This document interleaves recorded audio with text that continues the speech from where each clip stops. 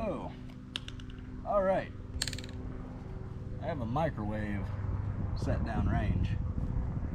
Have you ever wondered what would happen if a disgruntled office worker was given stuff that he could never afford by the United States illegal arms dealers? Well, we're gonna find out if a microwave would protect you from 5.56 by 45 millimeter nail.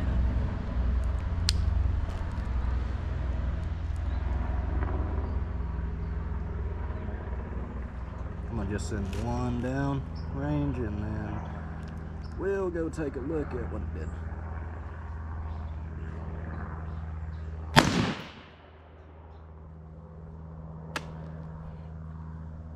Okay, I can see the impact from here. That definitely hit the microwave pretty much right where my optic was. So let's go check it out. All right, we're down here at our microwave now. Here's our lovely little entry point. Just for reference, that tiny little house up there with the red bag, that was where I was shooting from. Let's see here though. It did not pass through. So luckily enough, if the deranged sociopath is sitting 100 yards away and you can take cover behind the microwave, bro, and he has AR-15, I guess you'll be good. But let's hit it with something a little bit bigger and see if we get a pass through. All right, well, 5.56 didn't go through, so we're gonna up the ante with another intermediate cartridge. This is 7.62 by 39. This was developed pretty much during World War II, used experimentally within the Soviet Union for some time. This is a 1952 Russian Tula SKS. This was manufactured in the Soviet Union in the year of our Lord, 1952. But a really cool thing about this particular SKS, this thing was made when Joseph Stalin was still alive and sending your granddad to the gulag for disobeying him. But I have not even checked the zero on this thing at this distance, so we might hit it, we might not. Iron sights, 100 yards, one microwave. Let's see if we can do it.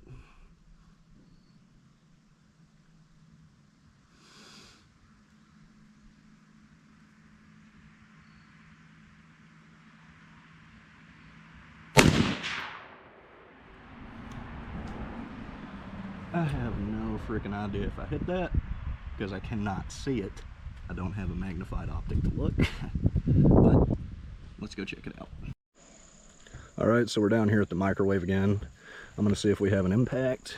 It looks like we do. It looks like this rifle is shooting about 5 inches high and to the left at 100 meters, which, you know, commie guns are not the most accurate thing in the world to begin with. So it is what it is. I was holding pretty much directly on the spray can. Did it go through, Mr. Microwave? Yes, it did. It absolutely punched through. So the green tip is supposed to be so dangerous, supposed to punch through armor and everything, but pretty much a shitty hunting rifle went through a big microwave. And the latest and greatest stuff the United States military is using didn't. So when people talk bad about the 7.62 by 39, oh, it's weak, it won't do this, it won't do that. Well, show them this video, because if, let's just say Chester had been discouraged, you know, found a little money in his pocket, went to the office on a rampage, and he had an AR and you hid behind Mr. Microwave, you know, you might live. If he gets pissed off and brings his granddaddy's Bubba Tapco SKS with a non-zeroed optic on there and he manages to hit Mr. Microwave, yeah, you might be in trouble a little bit. All right, so our next example is going to be 7.62 by 51, or as it's most commonly known in the United States, 308 Winchester. I don't know if this will go through the microwave because this is a 168 grain open tip match bullet. So it behaves like a hollow point. Essentially, it is not a full metal jacket round. So if this doesn't go through, I might just go get a regular NATO ball 147 grain FMJ and see if it goes through. But we'll see what happens.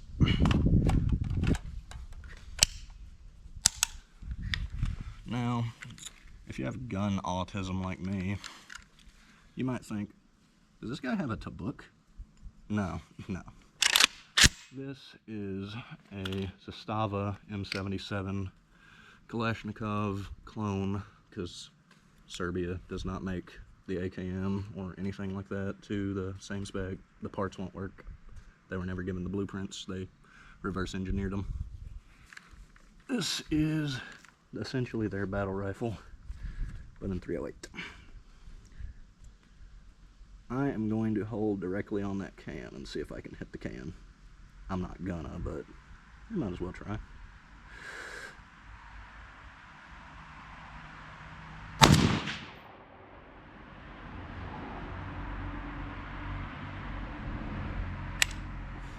Alright, let's go see what we did.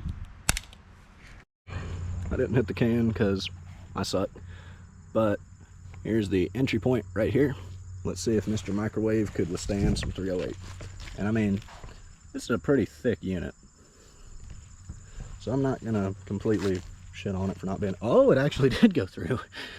That is that's surprising, and that made a much bigger hole than the 7.62 by 39. 7.62 by 39. That's pretty much covered up with my thumb. I can't exactly say the same for the .308 Winchester, but that would lose so much velocity after it went through the microwave. It's debatable if it would even go through any type of protection or anything. I mean, one of those Chicago Kevlar jackets would probably stop it after that, but I'm very surprised the hollow point went through that. Right.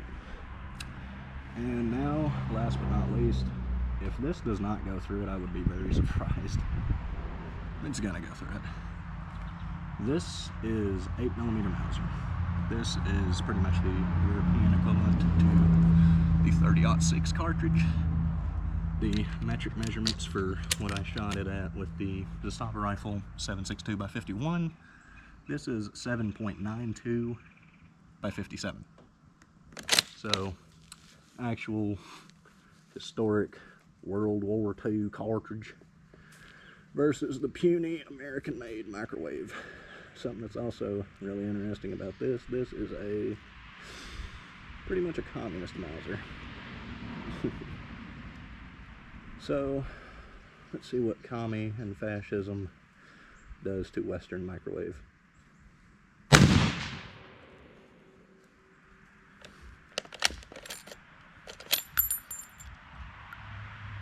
I definitely want to reload that because this stuff is hard to get in there.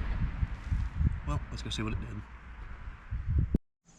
Okay guys, I'm down here at my target, and interestingly enough, I didn't hit that thing with an optic, but I drill the paint can and hit the microwave with a freaking bolt action rifle from World War II. Oh, well, it definitely passed through, and it did something really interesting.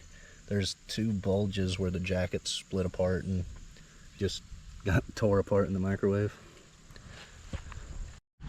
Just for a bonus here, I'm gonna film me shooting this microwave from like 25 yards away live.